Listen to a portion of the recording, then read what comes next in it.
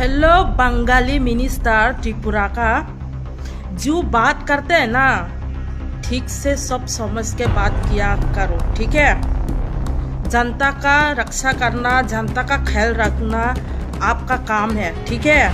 ये जनता का ऊपर में अंगुली करना ये नहीं है तेरा काम, समझ गया।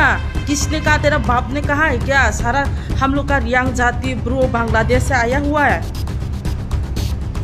ऐसे कैसे बोल सकते हैं तुम?